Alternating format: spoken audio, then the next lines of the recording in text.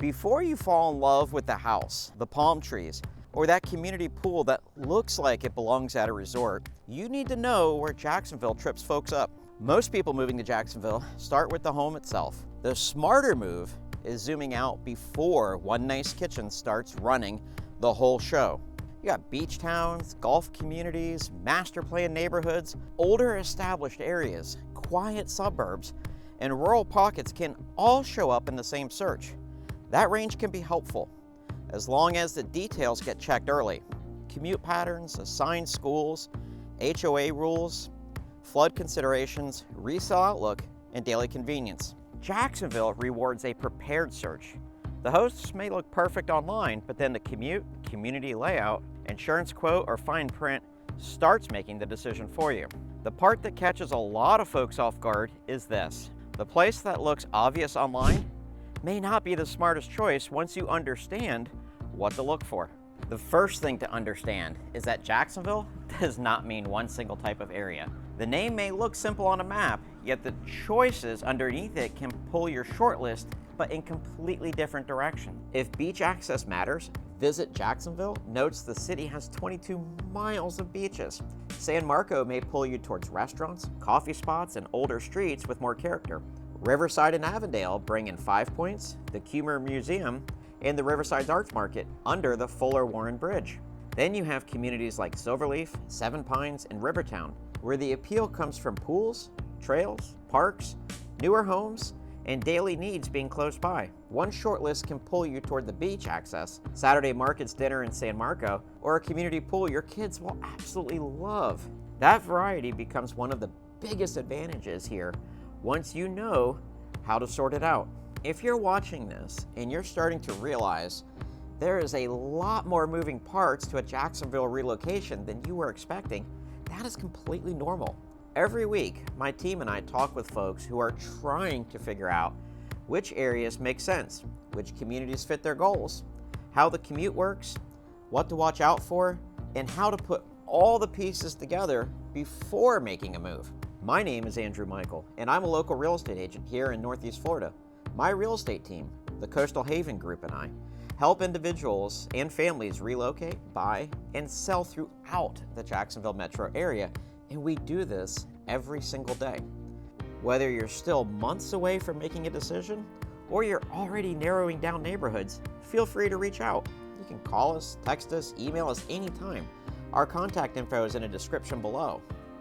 Even if you're still sorting through options and just have questions, we're happy to point you in the right direction and help you build a plan that makes sense for your particular situation. A great floor plan can make smart folks skip right over the boring stuff, and the boring stuff usually controls your week. I see this happen all the time. Someone finds the right floor plan, the extra bedroom, the garage setup, the kitchen they like, and suddenly the location gets treated like a minor detail. That is when we slow everything down and start asking better questions. Where do you actually need to be during the week? Are you working near the downtown? Do you go to Mayo Clinic, Baptist South? How often do you go to the airport, the beaches, or is there somewhere else off I-95 or 295? That can change your whole week because a house can check every box and still turn normal errands into a nightmare. Assigned schools deserve a direct check too. If that is part of your criteria, go straight to the official source. In St. Johns County, you have an attendance zone locator where you can enter an address and verify assigned schools directly. That beats relying on some old listing notes or maybe some comments on Reddit. Drop the Jacksonville area you're most curious about in the comments. Is it Silverleaf, Nocatee, Seven Pines, Rivertown, St. Johns County, or downtown Jacksonville, or somewhere else? I'm curious to see where it is.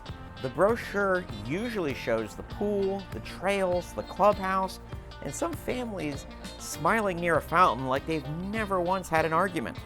Larger master plan neighborhoods around the metro get attention, and they get it for a reason. Places like Silverleaf, Seven Pines, Rivertown, and others in that same lane can give the search more structure because the neighborhood already has amenities, events, parks, trails, and newer homes built into the overall plan. With Silverleaf, you have things like golf cart access to the pool, tennis, pickleball, neighborhood parks, and paths throughout the community. St. Johns County also has the Silverleaf Sportsplex under construction, which is a roughly $36 million 40-acre project expected to open in early 2027 with fields, a stadium area, playground, concessions, sidewalks, and of course parking. Seven Pines has a different setup. It is a large Southside community at over 1,000 acres, and the village of Seven Pines broke ground in 2026. The plan includes Publix, restaurants, retail, and services that can change how useful that location becomes as it's built out. Rivertown, though, has its own lane with the St. Johns River, kayaking, river club, fitness options, pickleball, and multiple pool areas listed by the community. For the right household, this type of neighborhood can be a strong fit. Just do not let the pool, entrance sign, or event calendar do all the thinking for you. What is planned, what the HOA allows, where the lot sits, how much construction may still be nearby, and how the property could position later when it is time to sell. The amenity map is only one part of the evaluation. The next page is what surrounds the property once you leave the neighborhood gates. Convenience usually does not sound exciting until you need groceries, dinner, a doctor's office, and a soccer field without turning your entire day into chaos. That is one reason this county keeps showing up on relocation shortlists. In several corridors, you have newer communities, shopping, restaurants, medical offices, recreation, and major roads stacking together. So instead of looking at one house by itself, you really want to study what surrounds it and what is still coming. Durbin Park is a good example. The pavilion is described by the county as a major retail hub in the northern corridor of St. Johns County. Around that side of town and in World Golf Village, you have Costco, Bass Pro Shops, Cinemark, Home Depot, restaurants, and services pulling a lot of attention into the area. Then you add the recreation side. The County Parks and Recreation Department lists youth programs, camps, and recreation resources. So this area has more going on than rooftops and traffic cones, which is always a nice bonus. Square footage matters, finishes matter, lot size matters. The full setup around the property can influence the decision just as much. So when this corridor shows up on your radar, check what sits around the home. The roads, the retail, the recreation services, assigned schools to confirm, and future construction. Model homes are staged so well, you start judging yourself for how your furniture in your own home looks. Walk into the right model home and everything feels calm. The pantry has its life together, the laundry room looks peaceful. Somehow, nobody in that house has ever lost a sock, spilled their coffee, or opened a junk drawer and then immediately regretted it. A newly built home around the metro may be worth a serious look.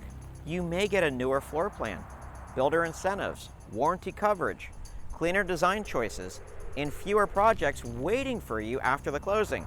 Some builders may also offer rate buy-downs, closing cost help, design credits, or appliance packages, depending on the community, the lender, and the current market conditions. So slow down and run the math. What comes included? What still needs to be added? How much extra is the lot? Existing homes should stay in the conversation though. Some already include the items that quietly eat up money after the closing. Fencing, blinds, gutters, a screened lanai, ceiling fans, some appliances, landscaping, upgraded floorings, or built-ins. Nothing says welcome home like realizing you still need to cover your windows. Mileage around here can get sneaky. 5 miles across one part of town may feel easy. 5 miles with a bridge, school traffic, rain, beach traffic, or one wreck on I-95 can suddenly change your entire day. A map can make a drive look harmless, and Jacksonville will gladly humble that little blue line. Test the routes that matter. During the actual hours you would be on the road, like your morning drive, your afternoon drive, coming home, maybe weekend beach traffic, an airport run if that's important, downtown appointment, work near Southside, Mayo Clinic, Baptist South, NAS Jax, or anywhere that puts you close to I-95, 295, JTB, Butler Boulevard. You get the idea. Paperwork has a special talent for looking boring right before it becomes expensive. Around Jacksonville, check the rules early. If you have a boat, RV, trailer, work truck, plans for a fence, or strong opinions about exterior paint. Some communities have restrictions around parking and rentals, landscaping, architectural changes, driveway use, and what can sit outside the home.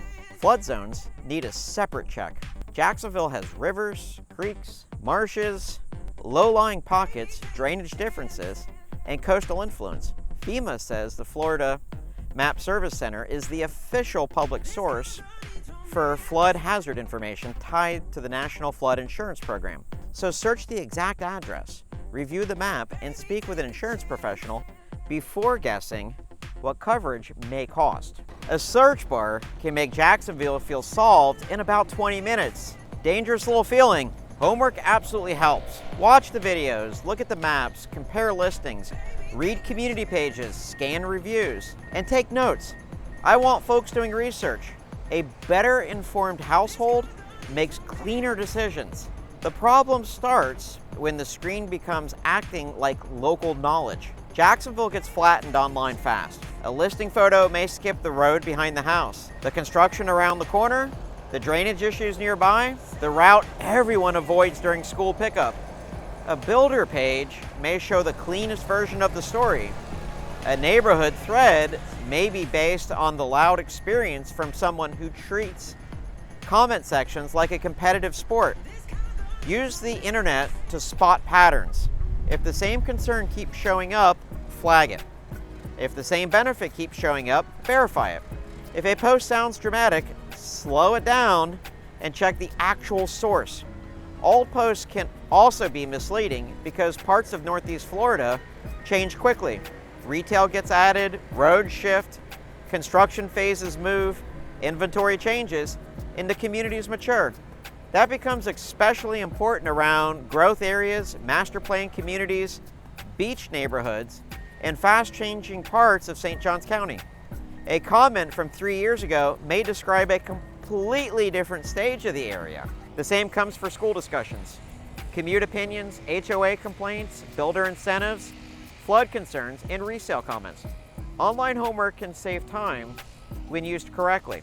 Local context helps connect the dots without letting one loud opinion run the whole decision. Once the noise gets sorted from the useful clues, timing becomes the last major stress point. That is usually when the calendar walks in and starts acting like it owns the place. Relocation can feel casual for a while. Then the calendar will start throwing elbows at you. One week, you're casually looking at homes around Jacksonville. The next thing you know, the lease deadline, the job start date, financing, inspections, insurance quote, movers, travel plans, and selling your current home all want attention at the same exact time. That gets really stressful really quickly. A smoother relocation starts with sequence. What has to happen first? Do you need to sell before moving here? Are you trying to time everything around school calendars? Do you need temporary housing? Are you leaning toward a completed home, an existing home, or maybe something that's still under construction or hasn't even started yet? Each path has a different timeline, and pretending they all work the same way can create problems nobody needed. New construction may involve design deadlines, builder contract dates, closing windows, and of course possible delays. Existing homes may involve inspections, appraisals, repair negotiations, insurance quotes, and travel timing. Selling first adds another layer with prep work, pricing, showings, marketing, and making sure the next step has enough breathing room. The metro becomes easier to sort through when the major choices happen in the right order. Location first, timeline next. You got budget, financing, home type, inspections, insurance, and moving logistics after all of that. The plan does not need to be perfect. It needs enough order to keep the major decisions from crashing into each other. Otherwise, the spreadsheet becomes a midnight coping mechanism, and that is not a strategy. Line up the major choices correctly, and the entire process starts feeling less scattered. Jacksonville can be a great fit when the preparation comes before the panic. The biggest thing I want you to take away from all of this, don't treat the whole metro like one giant neighborhood. Look at the area. Before one house starts making the decision for you. By this point, you've probably realized that moving to Jacksonville isn't really about finding a house. It's about figuring out which part of Northeast Florida fits what you're trying to accomplish, what fits your life. If you're feeling a little overwhelmed by all the options, that is exactly what my team and I do every day. My name is Andrew Michael, and I'm a local realtor here in Northeast Florida.